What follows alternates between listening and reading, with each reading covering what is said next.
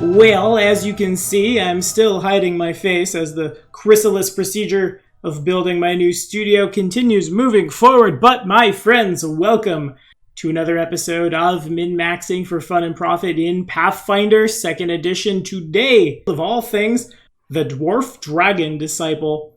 The Dragon Disciple definitely has a near and dear place in my heart. Literally, this YouTube channel is named after a Black Dragon Disciple I made once. And although that prestige class does not exist verbatim, right now, in Pathfinder 2nd Edition, I think we've swung pretty close. Anyway, if you're liking what you're seeing, like, subscribe, ding the bell for all your Pathfinder 1st and 2nd Edition coverage. Min-maxing for fun and profit will definitely still happen in 1E. We're going to do some of this first. But we'll get back to it. I know we have about 1 billion patron requests for 1E. We're getting there. Promise you. Hey, speaking of that, today's episode of Min-Maxing for Fun and Profit was brought to you in part by Ellie Nielsen. Gonna break out that dimensional monster after just a little while. Gotta continue riding that hype train. In any case, thank you so much for your support, my friend. Now, let's hit it. Okay, so, story time, my friends. The year is 2010, I believe. I may have said a different year at some point on this channel. Memory at this point is a little foggy. Crap, I'm getting old. Alright, we're done. Back up. Too old, can't do it. Maybe closer to like 2011 or 12. Had to have been after 2011 for sure. I want to say like the fall of 2012. Oh, I don't remember. Anyway. Young man Tommy, living in the town of Marshall, Missouri, has some friends whom he plays Yu-Gi-Oh! With every Friday night. Those friends have one of their friends move to Marshall from, I don't remember where, a small town outside Jeff City that isn't coming to mind right now, and that guy brings all his D&D stuff with him. So we're playing D&D, I guess. Cool, great. And here's a picture of me from around that time. This is a little later, but of course, black is the only color. Kind of an aesthetic I'm still holding on to present day, I'm not gonna lie. Nevertheless, I am late to character roll up. Everyone has rolled up what they're doing. The GM tells me we really don't have a spellcaster yet, and so, with my very limited knowledge of Neverwinter Nights, great game by the way, I decide I'm gonna roll up a sorcerer who goes into Dragon Disciple. And we get down to it, and I, an elf, have a longsword, because this is 3.5, and I probably don't have anywhere near enough con for this. But we run out of spell slots, combat gets hairy. Actually, not really that hairy, it was just a bunch of, like, crappy bandits or whatever. I can't magic missiles, so what am I gonna do? Well, I start charging people with this longsword with my, 5 or 6 hit points. This is 3.5. I am a sorcerer. I have a d4 hit dice. I don't have much of a will to live, I suppose. But then the dice start handing me back-to-back 19s on a longsword. Remember, in 1st edition, that's a critical. And these guys fall to me. And I was hooked. Unfortunately, that incarnation of a character named Mahariel ended up being basically a GM PC. It is what it is, I suppose. Can't do anything about it now. Got to play him once in a Gestalt game in Pathfinder. In 3.P, I am presently playing him as a Duskblade. Because really, all I ever wanted to do at the time was cast magic and swing a sword around. Always will be one of my favorite characters, and a testament to the fact that sometimes the melee sorcerer works, especially when you have no fear and no idea what a meta is, and charge and sword. It was a magical time, let me tell you. Always will be one of my favorite characters, one of my favorite playstyles forever.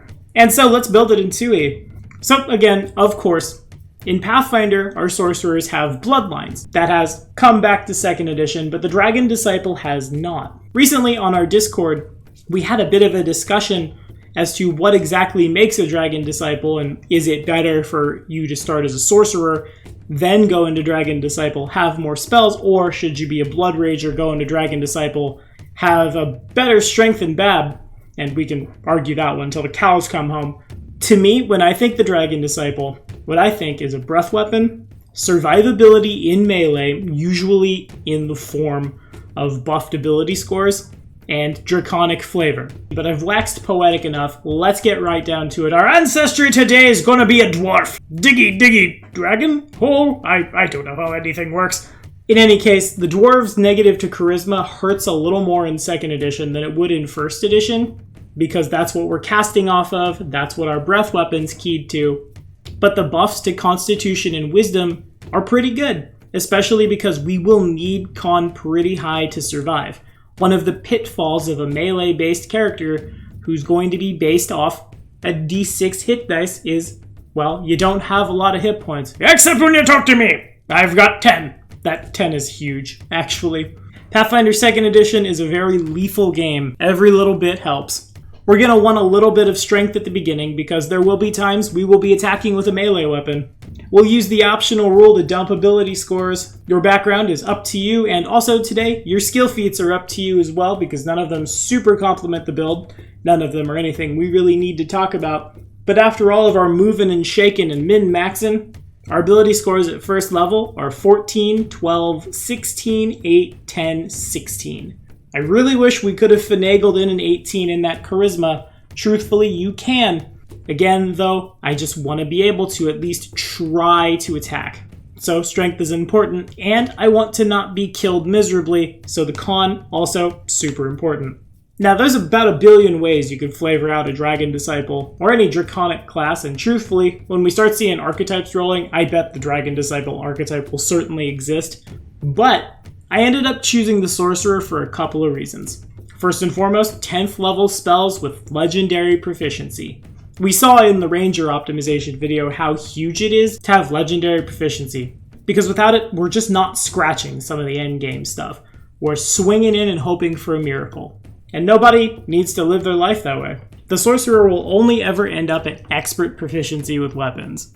That said, we'll be hard-pressed, especially with our less than good strength score, though it gets there in the end, to be able to scratch things, but we can still threaten, and little guys definitely can still be hit by us, especially with things like True Strike helping to hedge our bets a little bit. And last but not least, we chose the Sorcerer because the Sorcerer archetype allows us access to probably my favorite new thing about the Sorcerer, aside from a class feat we're about to talk about. That is, of course, to say blood magic. Whenever we cast a Bloodline spell using focus points, and that's a super important point I'm going to make right now too, our breath weapon is a spell. Boom. Meta magic it. It's sweet. Anyway, moving on. Or a granted spell from your Bloodline using a spell slot, you gain a blood magic effect. If the blood magic offers a choice, make that choice before resolving the spell.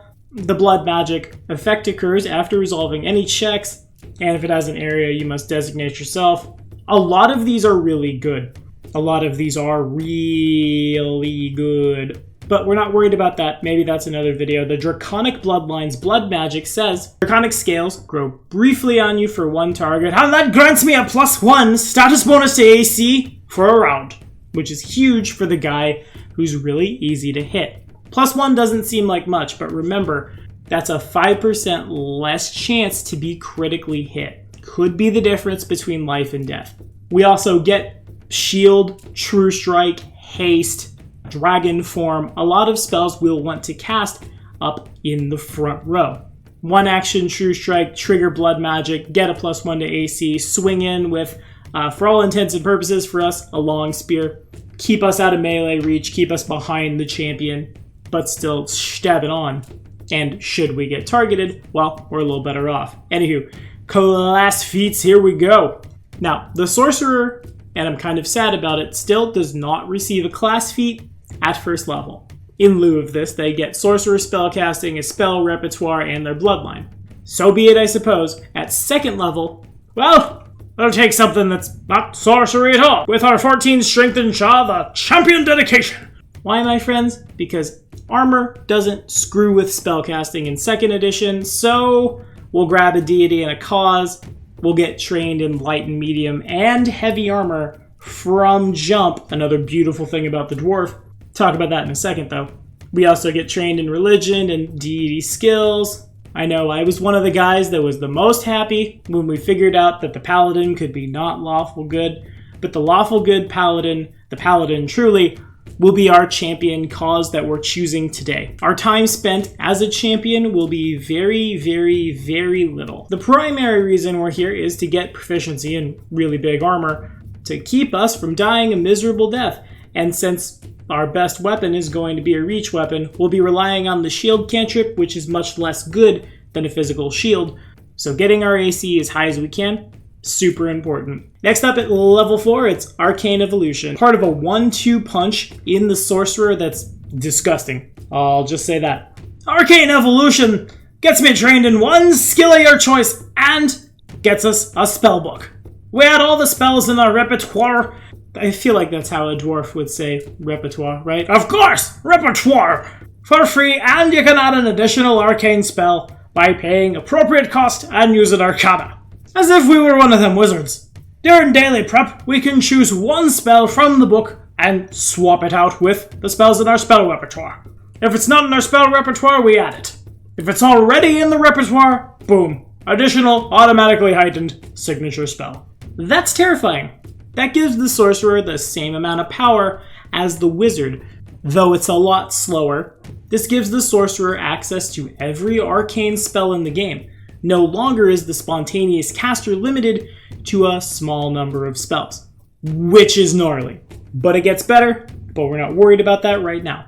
This class functions off focus points. A lot of the shenanigans a Sorcerer does, a lot of the classes do, function off focus points. We can never have any more than 3, and we spend them like you would spend a point from a arcane pool, key pool, phrenic pool, ha-cha-cha-cha. Really, only one of our focus spells is going to come up today, and it's the one we get at 6th.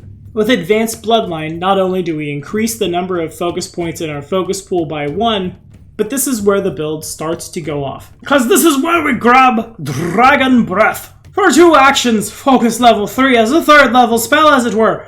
I vomit fire from my mouth, dealing 5d6 damage. Sometimes it's a reflex save, sometimes it's a fort save, in a 30-foot cone or a 60-foot line.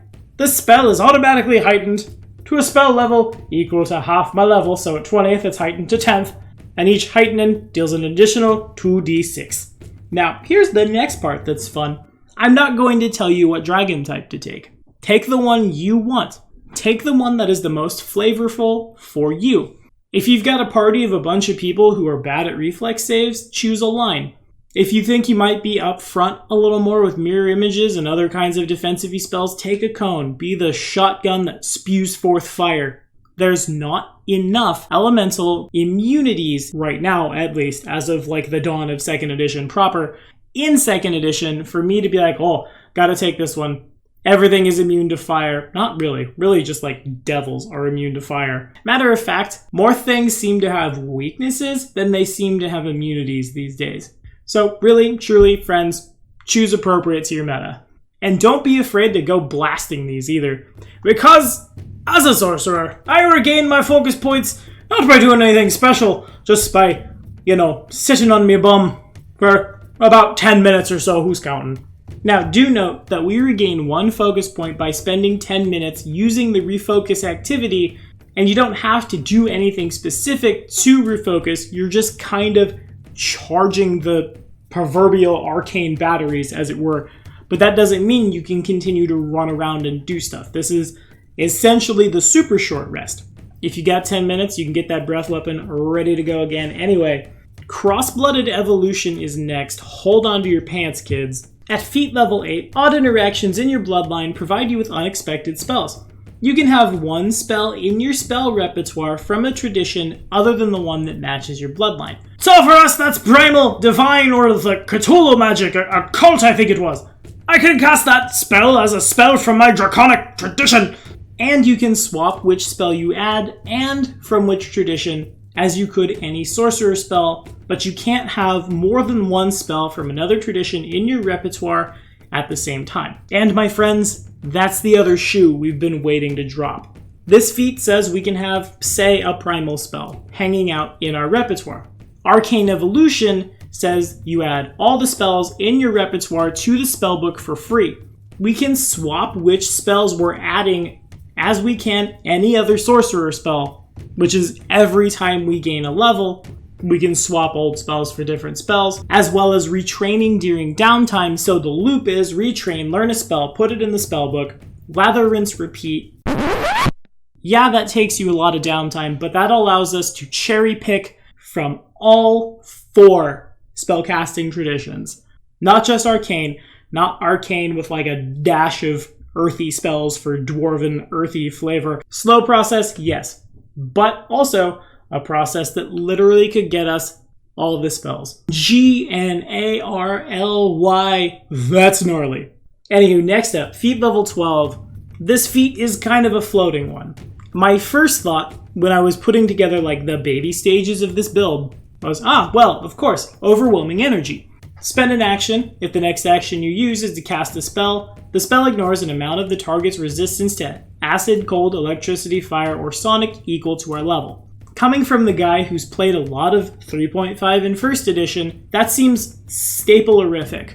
But let me tell you, friends, it might not be. There are so few things in Pathfinder 2nd edition, at least right now, with elemental resistances or immunities that you can miss this one, and with the way retraining works during downtime, if you get some kind of clear picture that you're going to be fighting a thing that's going to have resistance to you, and in a lot of games you will, get that clear picture, just retrain the feat that we're taking here instead for this. In lieu of it, we will take Champion's Reaction. Why? Because we got a reach weapon. Because we're going to spend a lot of times turned into a dragon. Oftentimes there's going to be a lot of people within the reach of my stabby spear or yum yum yum bitey bites that are also in reach of friends, and so Retributive Strike doesn't look bad on us at all. Again, as only experts, we're gonna miss sometimes. Even the dragon form spell doesn't buff our to hit enough that we can reasonably turn into a dragon and then square off against the boss. One of the main reasons I like this is it gives resistance to all damage for your ally equal to 2 plus your level. Eventually, resistance 22, and we can make a strike if they're within reach. Why not? That part's just icing. If we hit, splendid.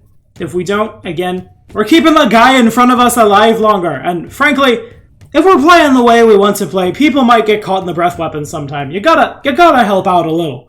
Don't cook your friends. Torag doesn't like it. Anathema. But real talk, cast resist energy on people. Help buy the elixirs, help buy the magic items. Don't cook your friends. Simple enough. Or be in a party with a lot of rogues. Anyway, next up, Bloodline Focus.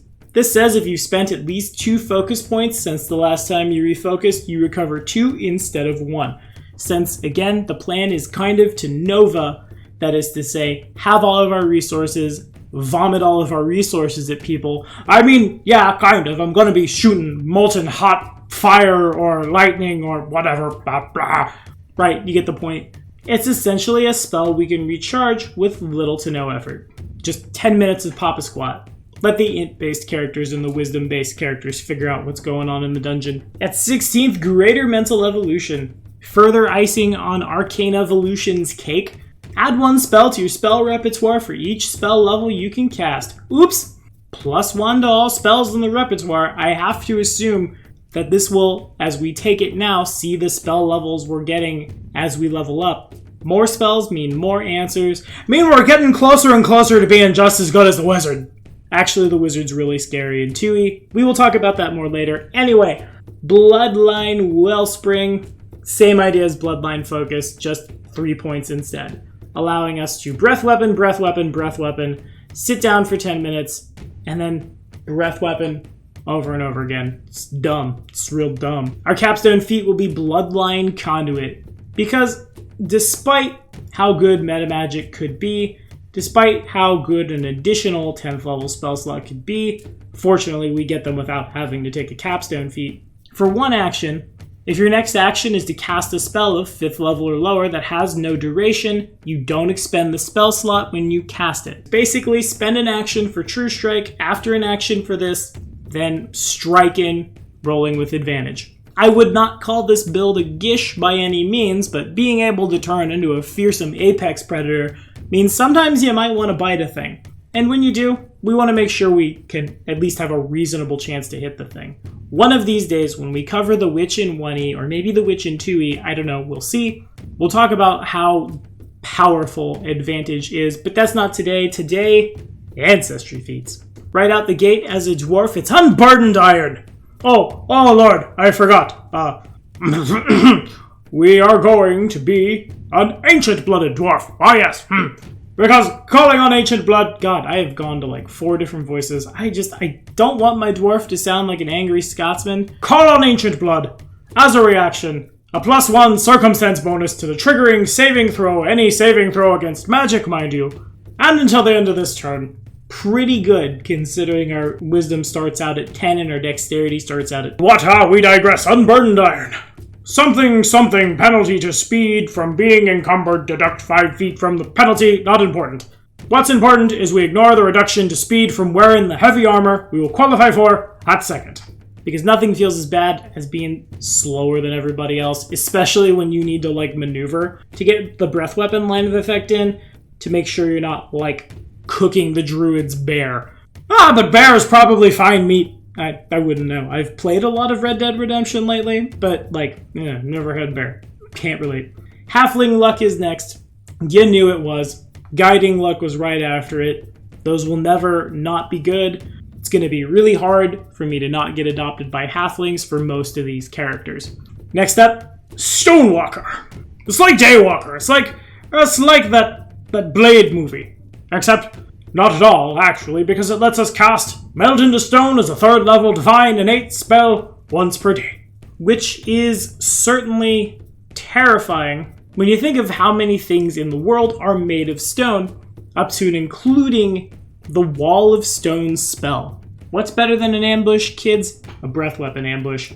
10 out of 10. Mountain Stoutness will be last as part of a 2-part combo, with one of our general feats that we're kind of always taking right now, all the time anyway. Again, Pathfinder 2nd Edition is a really hard game. The combats are brutal, people are gonna die, which I think is cool. But we'd rather it not be us, so we'll take Mountain Stoutness to increase our maximum hit points by our level, which is cumulative with Toughness. Or basically 40 extra hit points at the end of the game. Remember, that d6 hit dice is really scary in a world where sometimes the move is I cast Shocking Grasp or Burning Hands or a breath weapon that you have to be like moderately close to use, and then suddenly people are coming at you. We can buff out our AC. We're going to have the best armor in the game, but we won't have legendary proficiency with that armor, so it stands to reason some of the scarier things will still be able to hit us. The armor is just kind of making us crit proof. Certainly super important, and the extra pool of hit points truly a resource we want to have. For the general feats, of course, we are adopted by halflings because it's good as Y. We'll take Canny Acumen for our reflex. Given that dexterity is lower than con for us, rather than get a higher fort save, I'd rather bring up the lowest save. Toughness and Die Hard, of course, to make it hard for us to die and to make us tough, considering we will now die at dying 5 and have more hit points. That incredible initiative for a +2 on, well, your initiative. Yeah! Now, let's take a look at some math, shall we? There's only one thing I want to call out today in terms of our combat math, and that's our breath weapon. Once this thing gets heightened to 10th level, we're looking at 19d6. Starting at 5d6 at spell level 3 means we got a long way to climb. That averages out at 67. Again, I'm not telling you what elemental type. It will be strictly flavored to meta for you. You know better than me, my friend. Worst case scenario, choosing for flavor, also not the worst idea ever. In any case, remember, our breath weapon is now considered a spell, which is great because that means we can use our spell DC, which is 10 plus eventually 6 from our charisma, a 22 charisma, with that sweet, sweet apex item, and then 28 from legendary proficiency, meaning our breath weapon's DC at the end of the day is 44. Pretty respectable. And now, kids, the moment of truth. That number seems really good. Is it good against the Lord of the Blasted Tarn, Tree Razor, who adds 40 to his reflex save? Only one of the breath weapons targets Fortitude. I'll use Reflex because it stands to reason that's what you chose.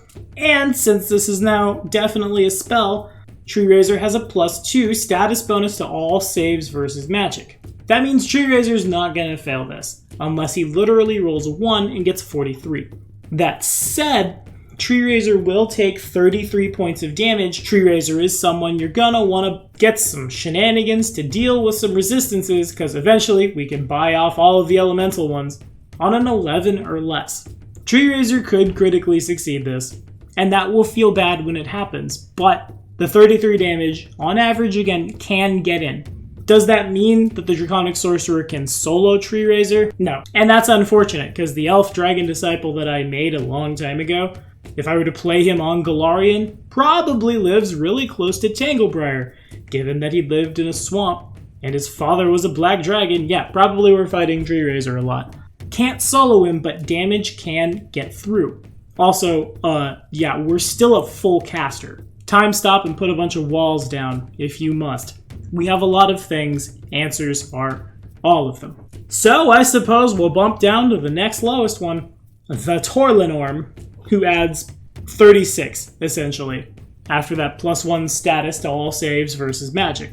So this thing will meet the save and take half if it rolls an 8. It needs to roll an 18 to critically succeed.